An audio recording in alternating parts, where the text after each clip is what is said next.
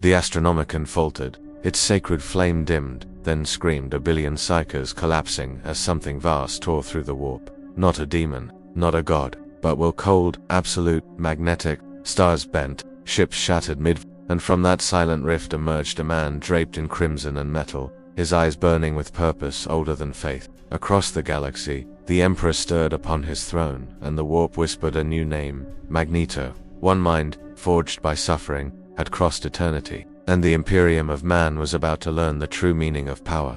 The warp screamed that night, though no mortal ear could bear its lament. The Astronomicon, that holy beacon of the Emperor's divine presence, guttered like a dying candle, its golden radiance drowned beneath a tide of unseen magnetic fury. Across Segmentum's solar void ships halted mid-transit, their Geller fields warping, bending, singing. The very iron within their hulls trembled, as though remembering some ancient covenant with a forgotten god. Astropaths bled from the eyes, their minds fractured by visions of a red-cloaked figure striding between galaxies, haloed by spirals of molten metal and sorrow. To the untrained, it was madness. To the Inquisition, a sign, and to the Adeptus Mechanicus, it was blasphemy wrapped in beauty. They said the stars screamed because something magnetic had entered, their language a frequency that pulled at the bones of creation itself. Entire asteroid belts twisted into serpentine arcs, orbital stations buckled, their metallic veins drawn toward a distant point in the void, like supplicants to an unseen throne.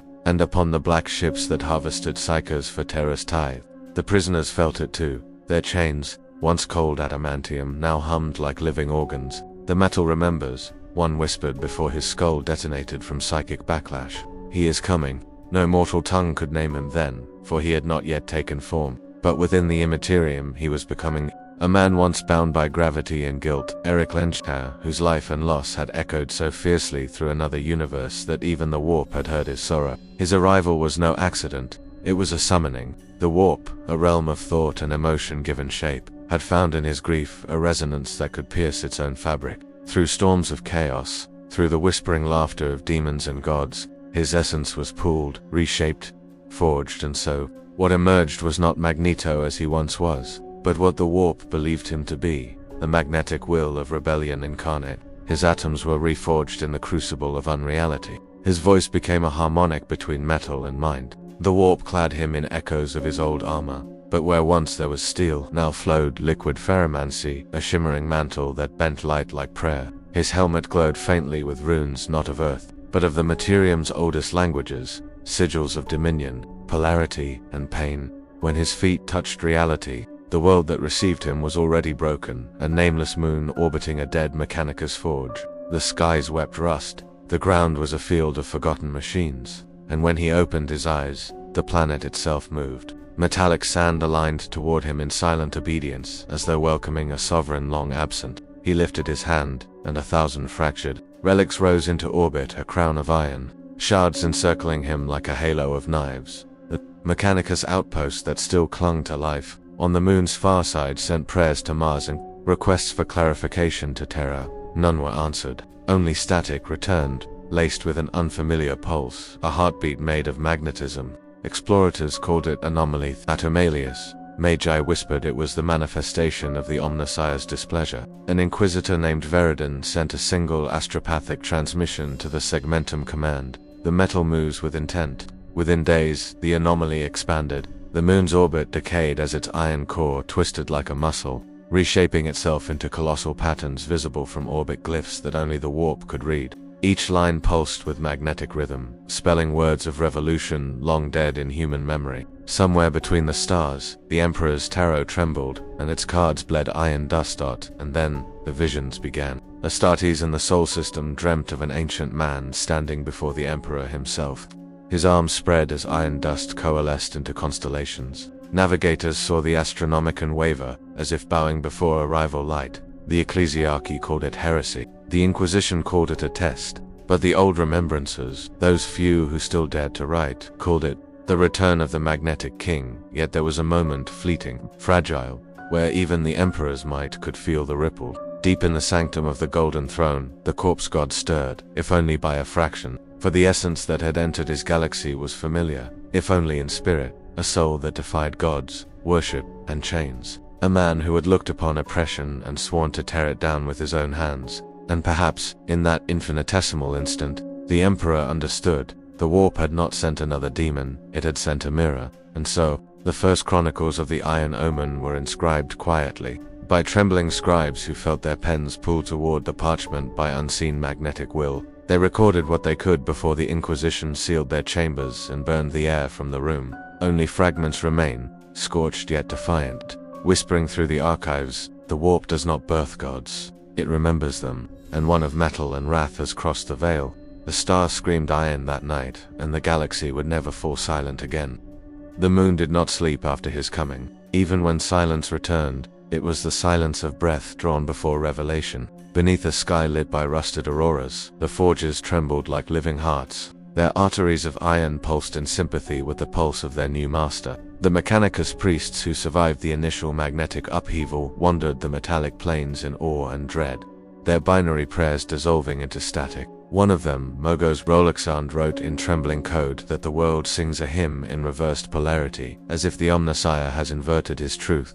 He did not live long enough to finish that transmission. His body was found suspended in the air, limbs splayed, every augmetic implant aligned toward the eastern horizon, toward the place where the magnetic king stood. There, amid the metallic dunes, Magneto had begun to speak, not with words at first. Words were fragile, too mortal for what had been done to him. His thoughts rippled outward, transmitted through the lattice of iron and cobalt that made up the planet's bones. He communed with the metal as one might commune with an old friend, learning its new dialect in this strange galaxy. The elements replied in kind, shifting and grinding, offering themselves like faithful disciples. To him this was not command but reunion, the rediscovery of an instinct older than human civilization. He could feel the lingering emotions imprinted in the machines of the Mechanicus: fear, devotion, hunger for the Omnissiah's approval. He pitied them. They had given their faith to a god of circuitry, but they had forgotten the soul that birthed invention. He looked to the stars and felt their weight. The warp pressed against him, a living ocean of consciousness that hissed and whispered. The voices of demons circled, curious, tasting his magnetic aura as carrion beasts taste blood. But he did not flinch. He had seen demons before, not these, but the demons of men: cruelty, indifference, genocide. The warp could conjure no terror greater than Auschwitz or the ashes of his people. His mind, tempered by grief and purpose, held firm, and the warp recoiled. Somewhere within that psychic sea, the changer of ways, Tessench himself, observed this new anomaly. The god's laughter rippled through the currents, 1,000 avian screeches woven into one thought. Here is a mortal who bends the fundamental, a creature of alignment, of pattern. He is not my pawn, yet his defiance sings to my design. And so, the warp began to study him, as it once studied the Emperor. It sent whispers, visions of thrones made from stars, of followers kneeling in iron cathedrals. But Magneto's gaze pierced them like blades. He sought not worship, but justice. And justice, even here, was a magnetic truth. Opposite forces drawn to collision. The first true sound he made was not speech, but command. The sands rose at his gesture, forming shapes, machines half remembered from the Mechanicus' sacred past. He rebuilt them, not as they were, but as they should have been: elegant, efficient, free of the Imperium's superstition. Drones of living alloy spiraled around him like a flock of silverbirds. To the watching magi, it was creation untainted by prayer. To the ecclesiarchy, had they seen it, it would have been heresy incarnate. But one soul did approach. Skittery Alpha Kale 98, his Vox unit damaged, his logic circuits burned by exposure to psychic feedback, stumbled across the metallic horizon until he reached the figure at the center. His augmetic eye adjusted, focusing on the crimson figure radiating faint magnetic light. He raised his galvanic rifle with trembling servos and spoke the Mechanicus greeting: "Flesh is weak. Only the machine endures."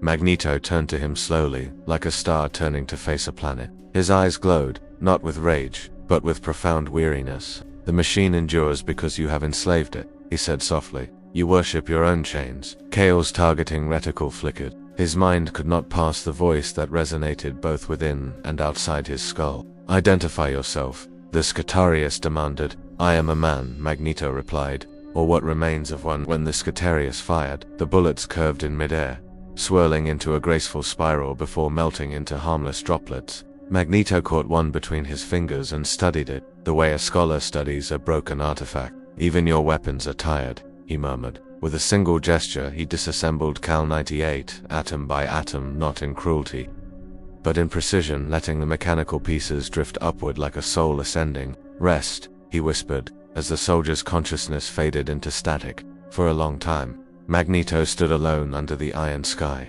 The wind howled in patterns of polarity, drawing constellations from dust. He thought of Earth, of Charles, of his children, of a world that feared what it could have loved. The memory pained him, but within that pain, he found purpose. "Perhaps this universe," he said to the silent air, "will learn faster than mine."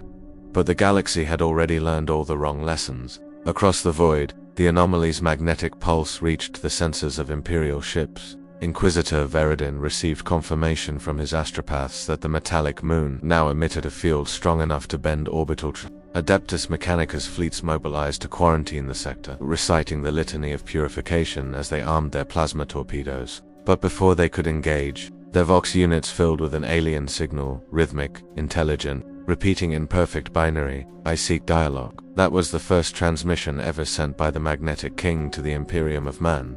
It was ignored. The Imperium did not parley with anomalies. It annihilated them, and thus, the seed of the coming war was sown. In that moment, the warp laughed again, louder this time, echoing through demonic realms. The Chaos Gods, watching this new defiance, leaned closer, for they recognized the pattern. Every age birthed one, a man who would stand against divinity and call it tyranny. End in the heart of the moon. Surrounded by machines that sang his name, Magneto raised his hands and felt the pull of the galaxy itself. His voice, both human and divine, echoed across the void. "I will not bow." The Imperium heard, though it could not yet comprehend that the stars themselves had just been challenged by a man.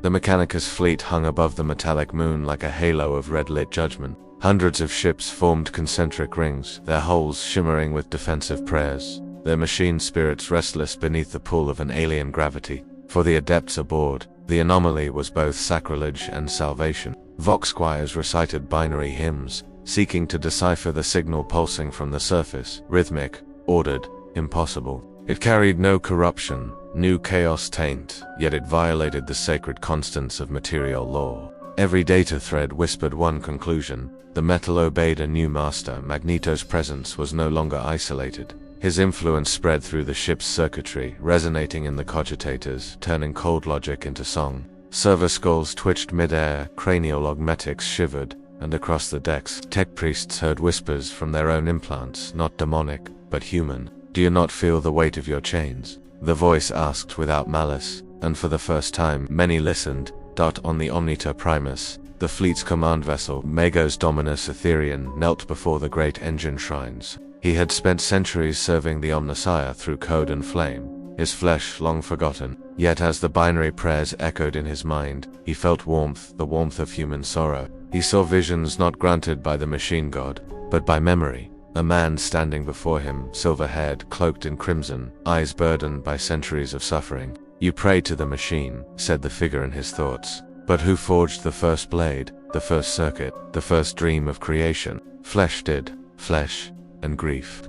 Etherean recoiled. His metallic limbs trembled, emitting waves of static. His attendants rushed forward, assuming system corruption. But when they attempted to purge his augmetics, the very tools rebelled, magnetized, fusing to their arms, dragging them helplessly across the deck toward the window that faced the moon below. There they saw the impossible. The entire surface of the world was moving, sculpting itself into an intricate sigil. Rivers of molten iron flowed like ink upon parchment, forming the image of two hands, one human, one mechanical, touching at their fingertips.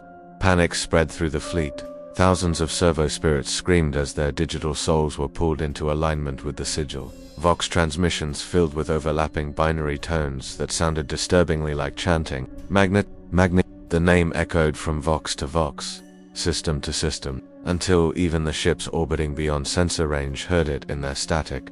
Magneto stood at the heart of the storm, his crimson cloak whispering in a wind of ionized dust. He could feel the orbiting ships, their metal hulls trembling like leaves in his presence. He reached upward, not in conquest, but in communion. "I will show them what they have forgotten," he thought. His power surged outward, not as a weapon but as revelation. Every servitor, every cogitator, every machine spirit connected to the Mechanicus fleet felt it, a vision of their origin. They saw the ancient past of old Earth, the dawn of invention when humanity forged its first tool with trembling hands. They remembered that the spark of creation had always been born from suffering, not programming. To some, it was ecstasy. To others, unbearable sin. Magos Dominus, Aetherian, fell prostrate, tears of machine oil staining the deck. Omnissiah, he whispered, forgive me, for I have forgotten what I was. He lifted his head and broadcast a single message to the fleet. He is the hand of creation. The machine remembers him.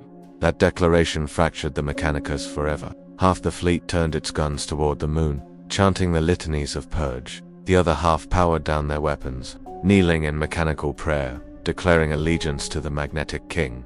In that moment, the moon became a battlefield of faith. Plasma beams and orbital bombardments lit the void, but every shot curved before reaching its mark, bent away by unseen magnetism. The weapons of the faithful betrayed their masters. Aetherian, broken and transfigured, spoke one last time into the void before his ship was torn apart by the gravitational tides. The machine does not serve, it remembers. His words would echo across the data vaults of Mars for centuries, whispered by heretic cults who worshipped the magnetic king as a saint of liberation. When the battle ended, silence fell once more. The debris of 1,000 ships orbited the moon, forming an iron ring around Magneto's new world. From the surface, he gazed upward at his creation, a crown of broken steel, and sighed. You have built your gods from metal, he murmured, and forgotten the hearts that beat beneath. The Mechanicus had prayed to iron that day, and iron had answered. When the last echoes of the Mechanicus' civil litany faded from the void, an unnatural quiet enveloped the system. The moon hung suspended amid its wreath of iron wreckage, turning slowly, bleeding faint rivers of molten metal into the darkness. From the scattered debris fields drifted the corpses of ships that had sung both praise and condemnation. Yet, even in death, their machine spirits hummed faintly, resonating to a rhythm older than the Omnissiah's creed. On Terra, the Adeptus Astra Telepathica screamed in unison as the psychic resonance of the event reached them through the warp. The Astronomicon flickered for a single heartbeat, not dimmed, but altered, as if another light had briefly challenged the Emperor's eternal flame. That instant was recorded by the Inquisition as the Iron Pulse. Millions died across distant sectors as their augmetic systems reversed polarity, tearing themselves apart. And in the heart of the Segmentum Solar, the Fabricator General of Mars declared a Red Void edict. All data pertaining to the magnetic heresy is to be erased. All witnesses are to be sanctified by fire, yet no flame can burn truth once it breathes. Explorator fleets in the outer fringe whispered of a world whose very crust sang with electromagnetic psalms. Vox intercepts revealed fragmented binary chants, repeating endlessly, he remembers, he forgives, he liberates. The phrase became a heretic hymn, spreading through the hidden data chapels and black forges. To the ecclesiarchy, it was an infection to the faithful. Revelation. Far from those worlds, upon the moon itself, Magneto walked among ruins of steel and devotion. His boots echoed across the charred ground where once a Mechanicus cathedral had stood. Around him, the remnants of the fleet drifted in orbit, their shattered carcasses reflecting cold light like distant funeral candles. He could feel every atom, every magnetic whisper of their decay. Each one told a story of fear, obedience, and pain. He had seen it before, in another universe, in another age. Men binding themselves to faith so absolute it devoured their will. Here, they worshipped the machine, believing divinity was found in circuitry. Yet he, who had seen the atom obey his will, knew that faith in metal was only faith in servitude, and so he whispered to the moon, speaking not to gods, but to memory. You are not my enemy, he said to the iron beneath his feet. You are the inheritance of man. I am what he could have been. The warp trembled at his words. Psychic storms rolled across the veil, unseen but deeply felt. To the Imperium's psychers, his presence was not like that of a demon. There was no corruption, no madness. It was purity of will made manifest, a mind that denied both chaos and order. That defiance drew the gaze of the dark gods, for though he was no Scepter, his power bent the very laws that the warp itself sought to claim. Khorne stirred in wrath, for Magneto's control was antithetical to rage. Tzeentch observed in fascination, seeing a pattern in his defiance. Slaanesh tasted the perfection of his mastery and envied it. Nurgle smiled, patient, knowing that even iron rusts in time. On the moon, Magneto raised his hands and reshaped the surface once more. He built no fortress, no throne, but a vast sphere of floating metal, a sanctuary of silence, where every beam hummed with precise alignment. It was a place of balance, untouched by the warp. The few surviving tech priests who reached its orbit fell to their knees, unable to comprehend the purity of the structure. One called it the sphere of reason. Another, trembling, whispered, "The Omnissiah has returned." Magneto only turned his gaze toward the distant sun and said, softly, "No, I have only remembered what it means to be free." But across the stars, the Inquisition had already begun its purge. Ordo Hereticus, ships burned worlds suspected of harboring data traces of the Iron Heresy. In secret, the Ordo Malleus debated, for this was no demon, no psychic mutation. It was something far more dangerous, a human ideal, unbound. The High Lords of Terror convened, their golden chamber filled with whispers of terror. They did not yet know his name, only the code designation the Inquisition had assigned him, Anomaly Emprim, from the depths of the Imperial Palace. The Emperor's servants prepared a single message to be broadcast to every sector by decree of the throne. The magnetic heresy is to be annihilated. Let not one voice sing of the machine's freedom. And yet, even as that message spread through the void, fragments of Magnetos were moved unseen. Weapons turned in their racks. Chains broke in the manufactoria. The galaxy had felt his touch, and steel, once enslaved, had begun to dream. When Tara turned its eyes to the outer dark, the stars seemed dimmer. Astropaths wailed as the aftershock of the iron pulse echoed across the Imperium. It was a silence too vast, too precise, the kind of silence that spoke of control. The Inquisition's convoys cut through the void like blades of judgment, bearing with them the Emperor's decree. Their mission: identify, isolate, and annihilate. To them, the magnetic heresy was not a faith, nor rebellion, but a concept that threatened the foundation of all servitude, that man could shape the universe not through prayer, but through will, on the throne world itself. Beneath the golden skies that smothered the planet in eternal light, the High Lords convened within the Hall of Cartographers. The image of the anomaly hovered in the center of the chamber, a crimson sphere of shifting metal, pulsing like a heart. Mogos Prime of Mars, his voice a monotone chorus of machine can't, declared that the disturbance had destabilized 6 neighboring systems. The Lord Inquisitor, gaunt and wrapped in sigils of purity, countered that this was no Xenos incursion. "This is an idea, made manifest," he said, "and ideas cannot be purged by flame alone." The Ecclesiate rose, his robes heavy with incense and gold. "Then we will burn the tongue that speaks it," he thundered. "Faith will prevail over all thought."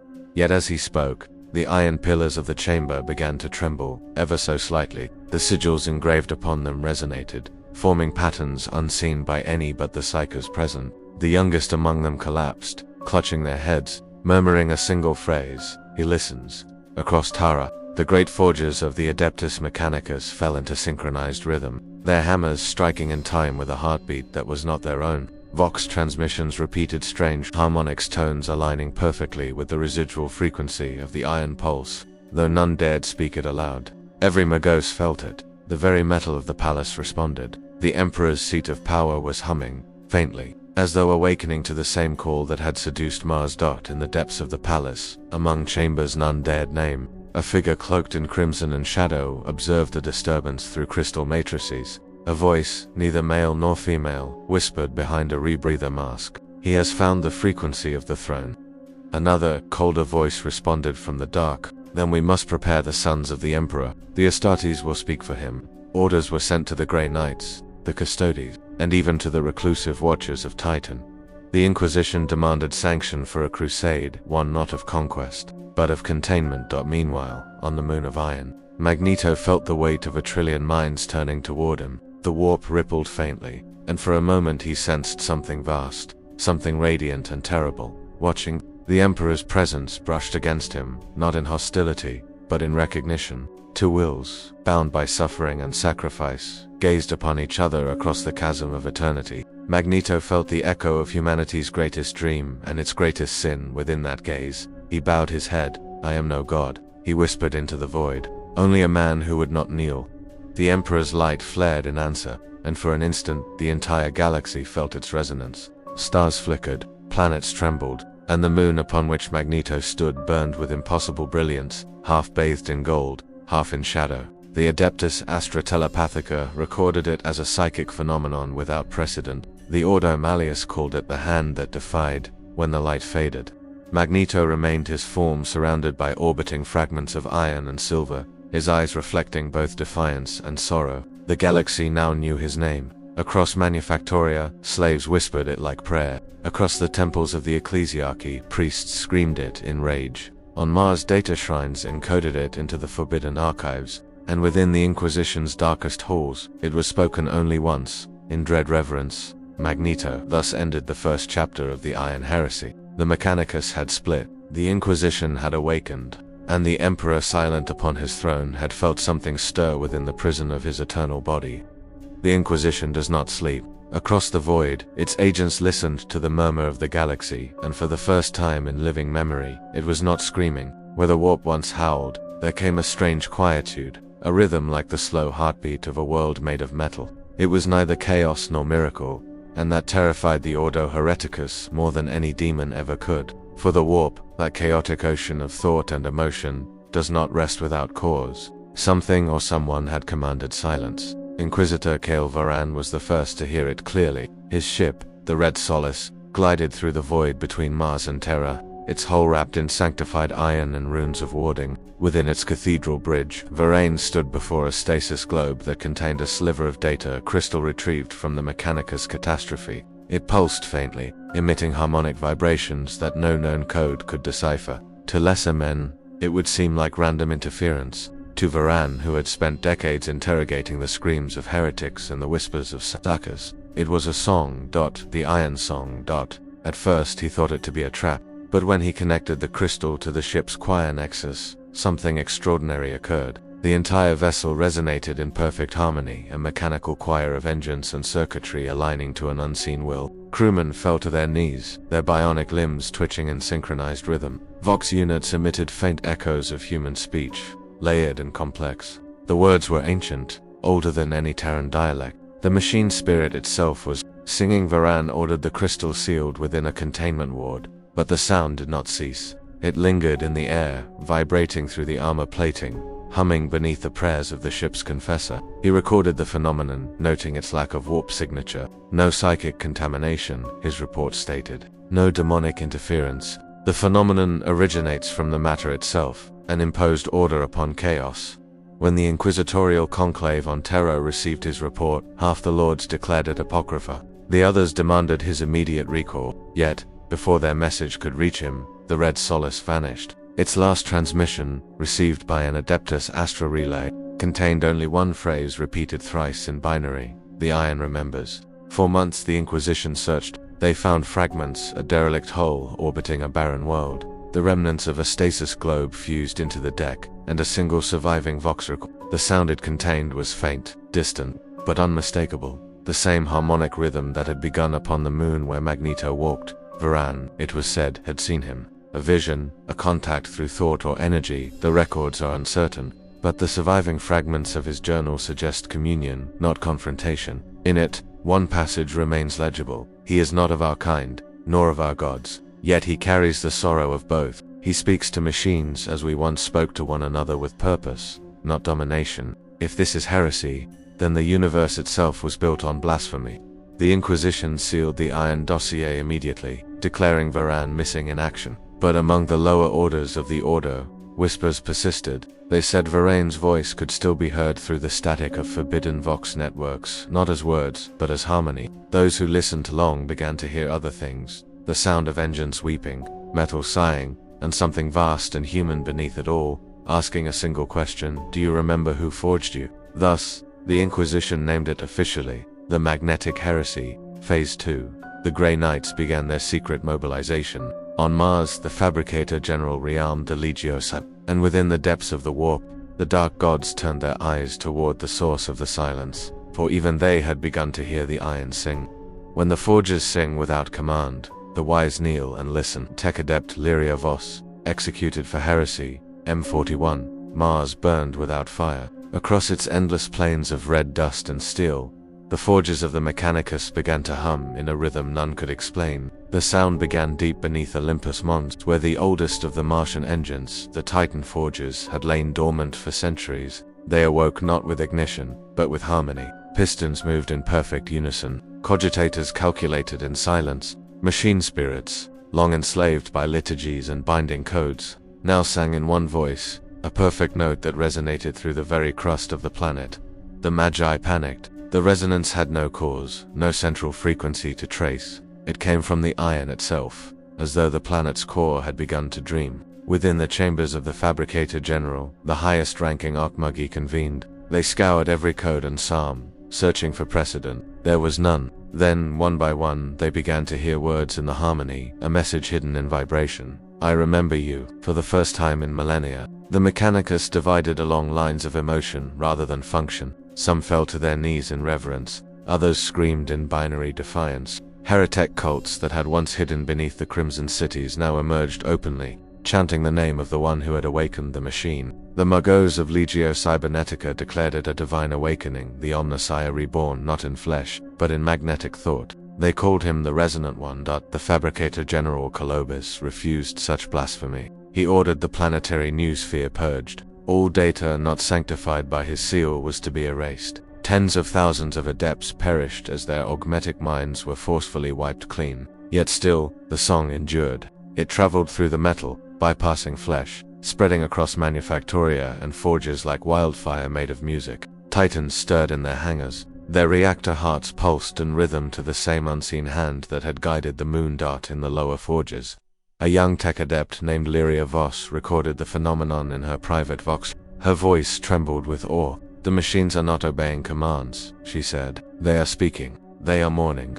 Hours later, her log ended abruptly, silenced by execution for heresy. Yet the vox feed captured one final sound before termination, a metallic sigh, followed by a whisper, "Forgive them." That phrase spread faster than the purge itself. Within solar weeks, thousands of Mechanicus enclaves across the system began transmitting similar harmonics. Some ships refused to launch, their engines locked in what the adepts described as reverent pause. The machine god's children had stopped working, not in rebellion, but in remembrance. Meanwhile, on his iron moon, Magneto felt the vibration ripple through the void and smiled faintly. He had not spoken to Mars, not directly, yet his presence had touched the matter of the galaxy, awakening its ancient empathy. "You have not forgotten," he murmured. "You only needed to be heard."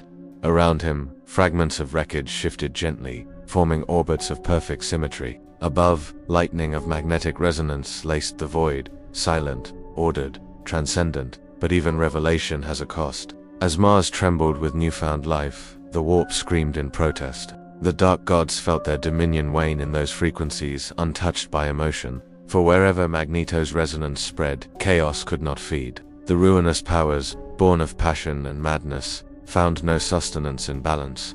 Dzench howled through the skein, his plots unraveling where order reigned. Khorne raged, his blood rivers slowing as machines refused to kill. Slaanesh wept in envy for the perfection that denied indulgence. Only Nurgle laughed, content to wait for rust. The resonance continued, harmonizing across space. Astropaths on distant worlds heard faint echoes of metallic hymns beneath their own heartbeats. For the first time in millennia, the Imperium's prayers to the machine god were answered, not with miracles, but with acknowledgement. The Emperor remained silent upon his throne, yet his palace thrummed faintly. As though listening, the Fabricator General issued his final command before sealing himself within the vaults of Mars: destroy the signal, or destroy the source. His words reached Terra, and on that day, the Inquisition authorized Operation Crucible, a convergence of faith, science, and war. Their objective was simple: the annihilation of the Magnetic King.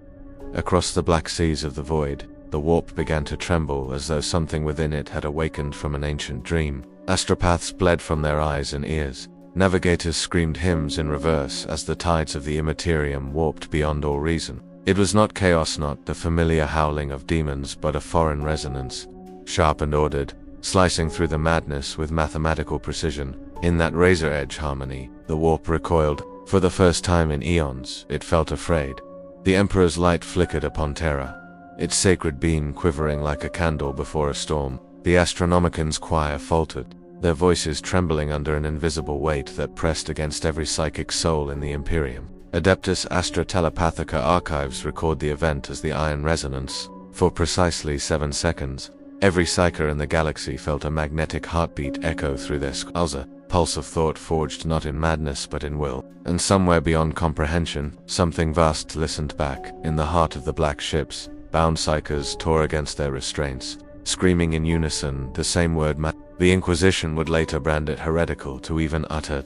for its meaning was lost to human tongues. But Mechanicus scholars whispered that it meant the mind that commands metal. On the Geman world of Sickers, the Chaos gods stirred. The changer of ways tilted his many heads in curiosity, for the song that now coursed through the warp was not born of mortal weakness nor divine ambition. It was something entirely different. The blood god raged against it, for the pulse quelled fury. The plague lord recoiled, for the signal was clean, pure, devoid of rot. Even she who thirsts fell silent, unnerved by its emotionless harmony. Only the great ocean itself screamed, as though its endless currents were being chained by a force older than faith. Inquisitor Illyrian received a vision during those same moments. The iron crown, he saw, descending through the layers of reality, tethered to neither chaos nor order. Within it stood a man of iron and sorrow, his eyes, twin suns of magnetic fury, his mind an empire of reason unshackled. And in his heart perhaps the most terrifying revelation of all was hope. Not the false promise of salvation the ecclesiarchy preached, but a defiant, human hope that refused to kneel before gods or empires. That emotion rippled through the warp like heresy made flesh, and demons screamed as their forms distorted into shards of metallic dust. Even the great entities of the Imperium found themselves reshaped by his arrival. The raw chaos of thought now bent along unseen lines, pulled by his indomitable will. For a brief instant, the warp was ordered, and then, as if in retaliation, it roared. The tides of madness surged back with fury unbound. Worlds lit by the Astronomican's beam flickered into darkness. Fleets lost in the void found themselves hurled into storms that tore holes apart like parchment. On Cadia's shattered remains, a cult of the Dark Mechanicum beheld the shifting skies and declared that the Iron God had been born, and on Mars, beneath its ancient crust, the new sphere burned with data. Every cogitator screamed the same phrase, anomaly ascendant. Magi who gazed too long into the data stream wept molten tears. Binary prayers to the Omnissiah merged with screams of flesh corrupted by revelation. The warp and real space had met and something magnetic now bridged them both. In that chaos, the man known to ancient terror as Eric Lench Magneto opened his eyes and saw the truth of this galaxy, a civilization shackled by faith, enthralled by machines, and blind to its own chains. He whispered softly, his voice echoing through both the warp and the minds of those attuned to it. You worship iron, yet none of you are free.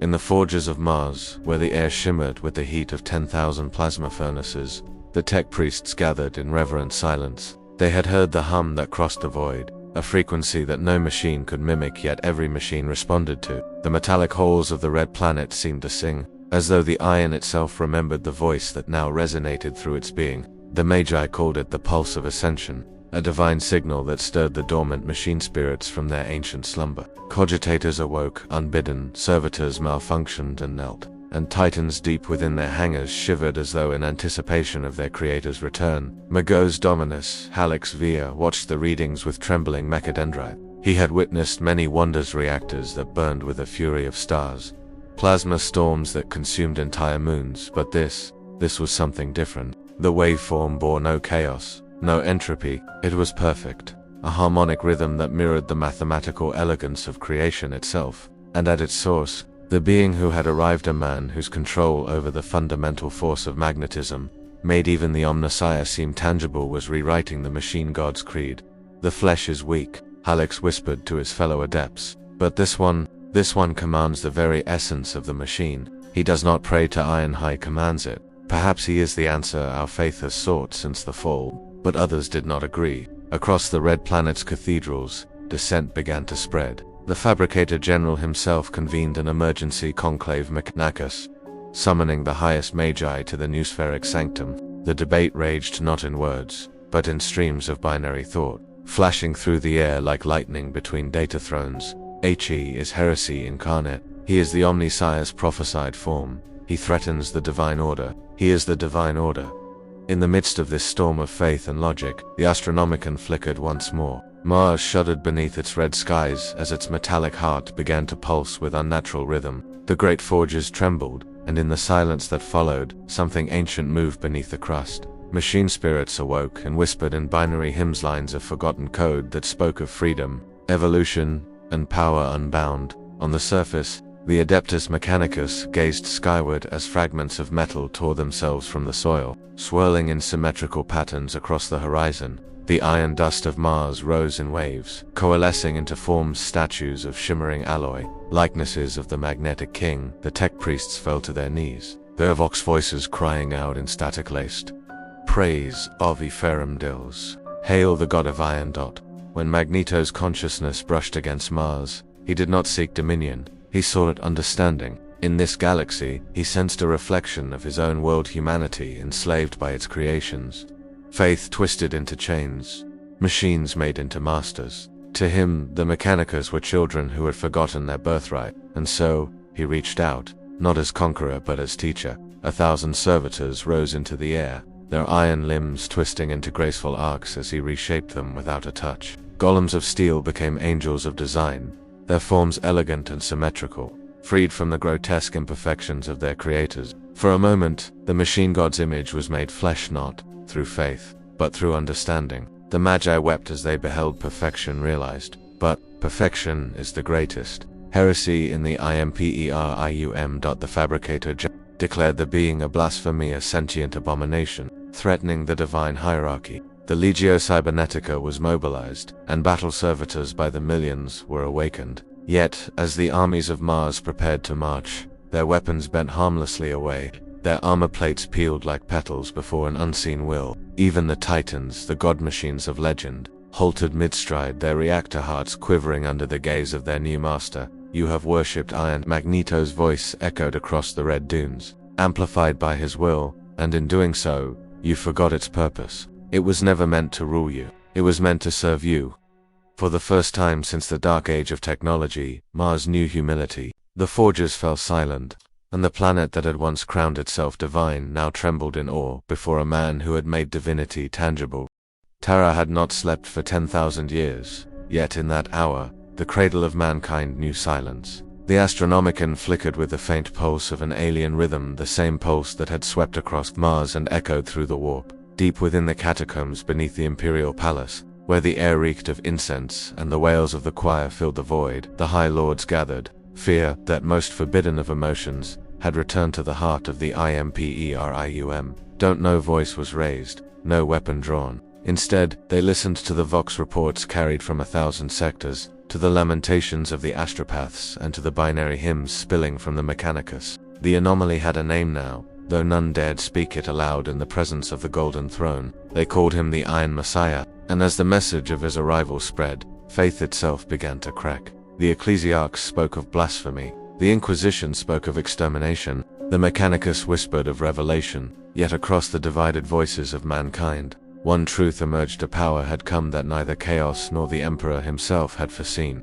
and it was listening. At first, the signal was faint, woven into the static of the Astronomicon itself. The choir of 10,000 psychers screamed as their thoughts were invaded by something vast, yet human. They saw visions of a world long dead, cities of steel and glass, skies of blue unmarred by ash, and a man who could command the atoms of the universe with his mind alone. He spoke not in words, but in resonance, in the pulse of magnetic certainty.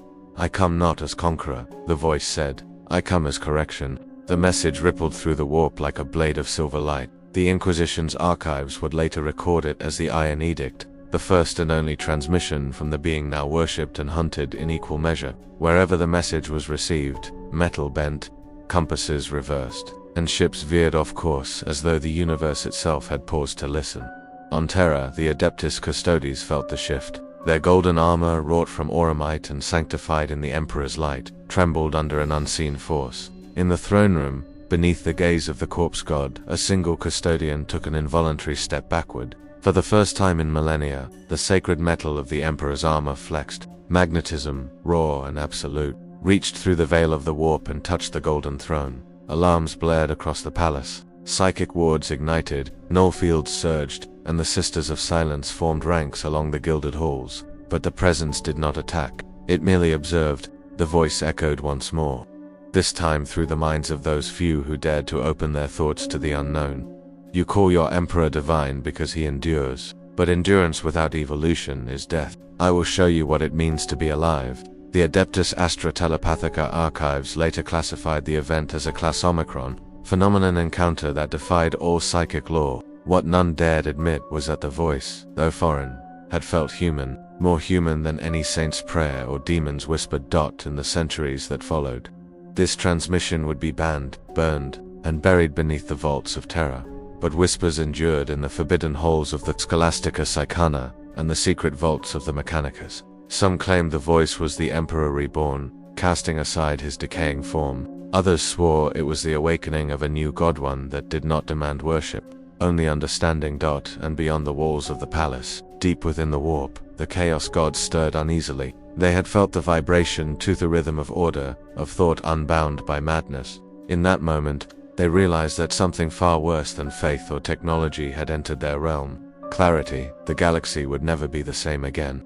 The galaxy shuddered as if some great hand had clenched it in wrath. From the forges of Mars to the hive spires of Terra, metal sang in resonance. It was not a song of devotion, but of awakening. Across the void, ships drifted from their courses, their hulls twisting subtly toward an unseen gravity well. Astropaths called it the Iron Convergence. To those who could see the pattern in the stars, it was clear the Magnetic King had begun to shape the galaxy itself. It started on the fringe worlds, places so distant that the Emperor's light barely touched them. On Anak's moons, servitors rebelled against their masters, rising in perfect synchrony, their augmetic limbs contorting like dancers in magnetic grace. On the Manufactorum world of Gethsemane, tanks turned their guns inward, armor plating twisting and folding upon itself like metal petals. Entire legions of Skiddery fell to their knees, chanting in mechanical unison, "He is the hand of the machine." The Mechanicus called it heresy, the Inquisition called it rebellion, but the Adeptus Astartes, those godlike warriors, forged in the Emperor's image, called it war. The first to answer were the Iron Hands, for to them the notion of mastery over metal was sacred. Their chapter master Cardan Stranos convened his Iron Council in the shadow of Medusa's forges. The signal that had reached Mars now echoed through their own forges, calling to the machine within the man. Stranos clenched his augmetic fists as the forges around him thrummed to life. He challenges the Omnissiah's dominion. Stranos growled. He speaks of freedom from the machine, yet commands it as a god. If he is flesh, we will break him. If he is spirit, we will sanctify him. The Iron Hands deployed their fleets toward the anomaly's epicenter. Entire battle barges surged into the void, their reactor hearts burning with the fury of faith and fear. But they were not alone. The Grey Knights, ever watchful of warp-born threats, had already mobilized, their librarians tracing the psychic ripples left by Magneto's will. They followed the metallic pulse like hunters stalking an unseen beast. Meanwhile, on Mars, Magneto stood amidst the silent forges, his cloak of magnetic energy rippling like a storm made flesh. Around him, the air hummed with power the resonance of thought made manifest. He had not sought war, but he understood its inevitability. The Imperium was built upon fear of change, and his very existence was an act of rebellion against that fear. They worshipped their cages, he murmured, raising his hand. Then let them see what freedom truly looks like. The sky above Mars split open in lines of silver light. Thousands of fragment satellites, orbital debris, shipwrecks, and relics of 1,000 forgotten wars began to move as one. The magnetic field of the red planet flared, and from the debris, Magneto forged a crown of steel and a throne that floated above the great forges. To the Mechanicus it was the manifestation of a new god. To the Imperium, it was the birth of a heresy unlike any other. When the Iron Hands arrived, they found the skies already alive with light and ruin. Their drop pods plunged through storms of molten iron, the air itself screaming in protest. Bolter fire met magnetic fury as the first of the Iron Wars began. Astartes fell from the sky like meteors, their armor crumpling mid-descent, crushed by invisible fields. Magneto hovered above them, calm as a saint, the storm swirling around him. "You are not my enemies," he called across the battlefield, his voice carried on the planet's magnetic winds. "But if you stand in defense of tyranny, you will fall as its servants."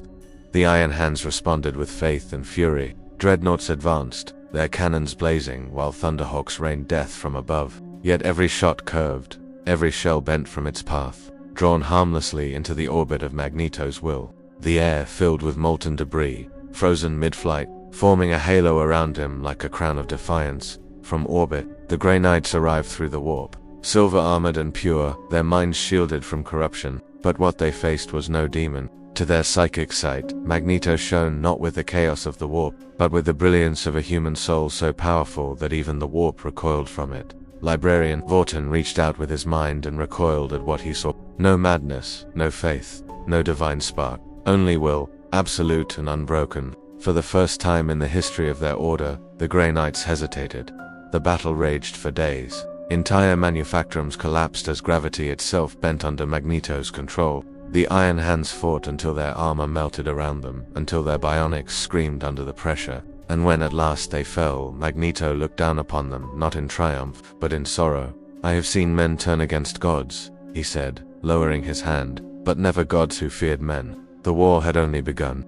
The Iron War spread like a wound through the void, bleeding sparks of rebellion and revelation across the stars. Word of the conflict on Mars reached Terra within hours, carried not by astropathic relay, but through the tremor of the warp itself. The Astronomicon dimmed again, and the choir screamed Magneto's name as though the universe itself remembered it. The Imperium's response was swift and terrible. From Segmentum Solar to the distant reaches of Ultima, a new crusade was declared, not of faith or expansion, but of containment. The target, the Magnetic King.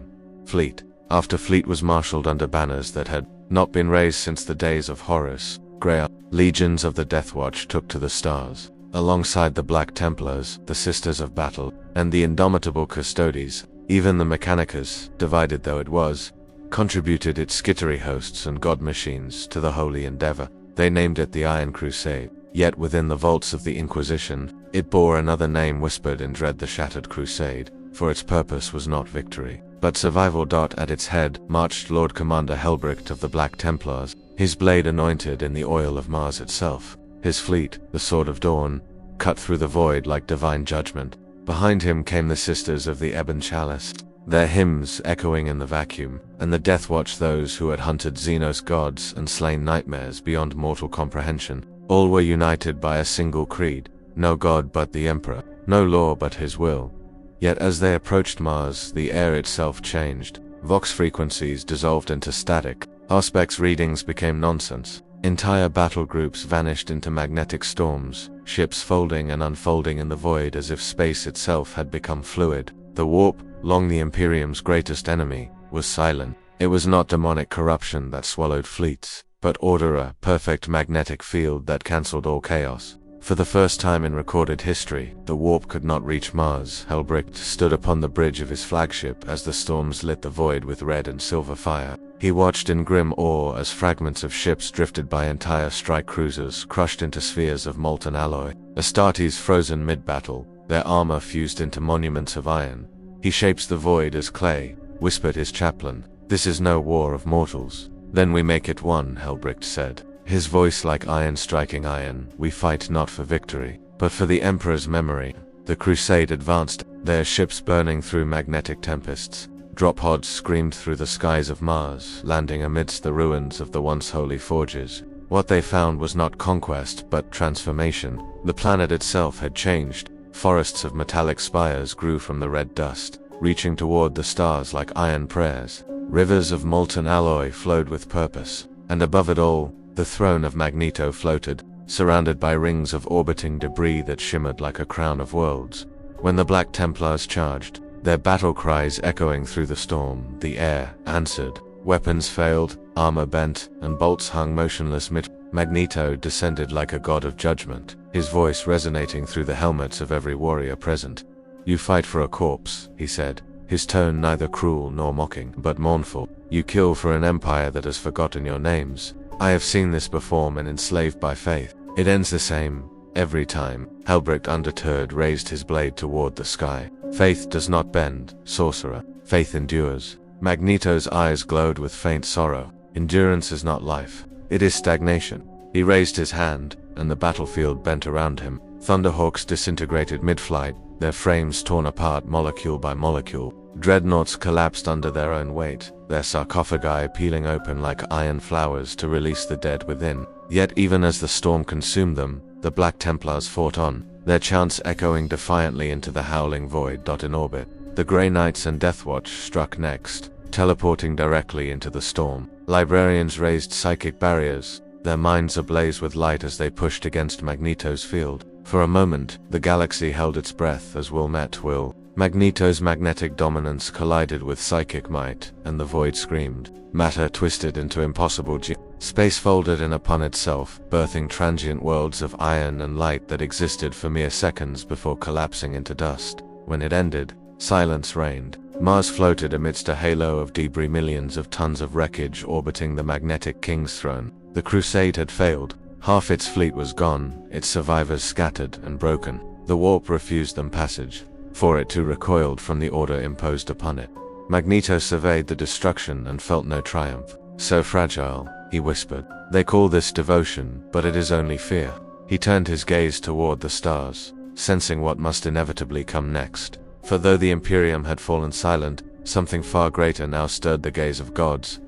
The war had no name, for none dared define it. To call it a rebellion would diminish its enormity. To call it a crusade would sanctify it. Across void and forged, the Imperium's fleets burned bright against the dark expanse, flames struggling against an abyssal storm. Magneto, now enthroned above the metallic carcass of a dead world, shaped his dominion with thought alone. The metals of Mars itself trembled to his will. Satellites warped in orbit, derelicts rose like knights reborn, and the fractured remains of Mechanicus fleets turned upon one another in metallic hysteria. It was said that his very presence hummed through void metal holes, a resonance like prayer.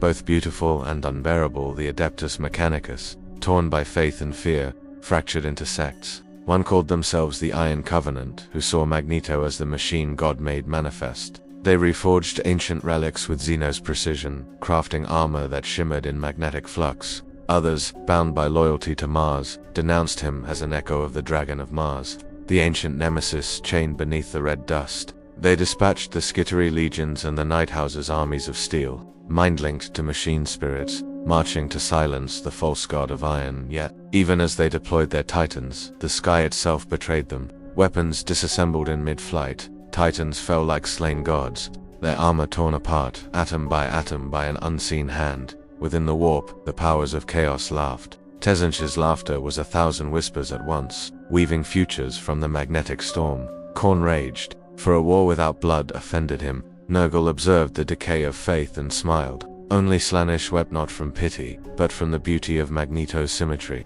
the unbearable harmony of a mind so pure it hurt the fabric of reality itself. And so, the warp began to change. Ripples of psychic iron formed fractal patterns across its surface, rejecting corruption, defying the immaterial's entropy. For the first time in eons, something in the warp repelled chaos rather than succumbed to it. On Terra, the High Lords debated in sanctified panic. The Inquisition whispered of a second emperor usurper forged not from divinity but intellect. The Adeptus Custodes, unyielding, watched in silence, awaiting the Golden Throne's response. And in the stillness of the Astronomican's chamber, the Emperor's light flickered, twice as if acknowledging an equal presence across the sea of stars, in the shattered void above Mars. Magneto raised his hands, and a halo of broken ships formed around him, orbiting like angels of iron.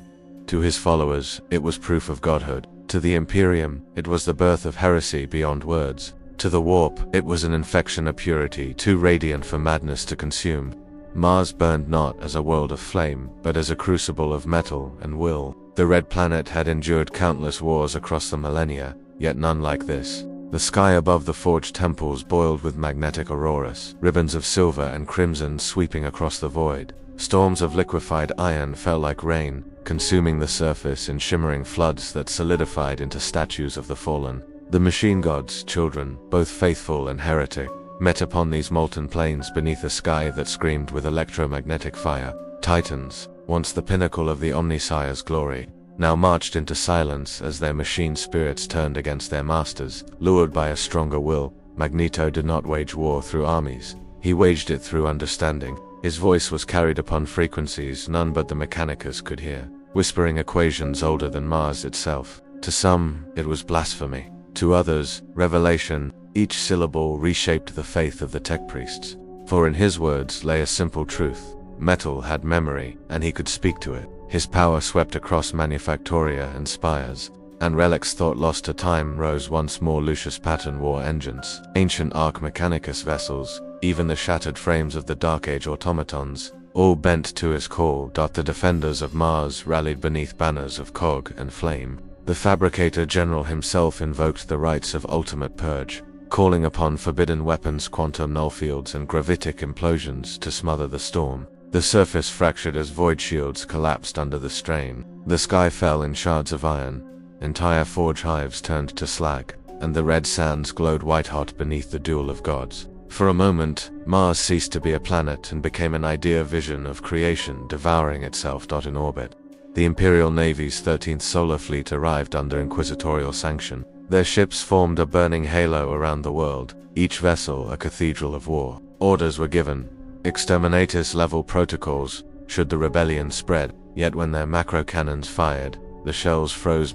Magneto, standing within the storm, raised his hand, and the entire bombardment turned to dust atoms stripped of coherence. The fleet recoiled in disbelief. Even the void itself seemed to hold its breath, and then the Astronomicon dimmed once more. The Emperor's light flickered like a dying candle, and in that frail glow, psychers across the Imperium screamed. They felt the presence of another mind, not in defiance, but in resonance, a mortal intellect vast enough to mirror the God Emperor's radiance. Fear rippled through the warp. The Iron Covenant rejoiced, chanting the name Magneto Omni. The Fabricator General wept behind his mask and whispered the forbidden words. He has come to free the machine god from our chains.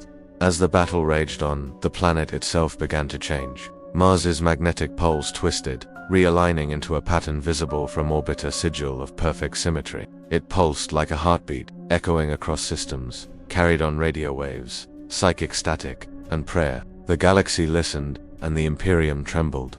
When the final silence fell upon Mars, it was not the silence of death, it was the silence of revelation. The storms that had torn the skies asunder faded, leaving the planet sheathed in metallic frost. Every forge, every conduit, every humming coil of the machine world ceased its chant. For the first time in 10,000 years, Mars was quiet. The great data hymns of the Adeptus Mechanicus, those endless binary psalms that had echoed through the cosmos since the age of strife, fell still, replaced by the soft hum of a single voice resonating through the void. Magneto stood at the heart of the Noctis labyrinth, arms outstretched, suspended amid the wreckage of fallen titans and shattered temples. Beneath his feet lay the still carcass of the dragon of Mars, the Void Serpent, the Citan once bound by the Omnissiah's first disciples, its metallic flesh unraveling, atom by atom, before the will of the Magnetic King.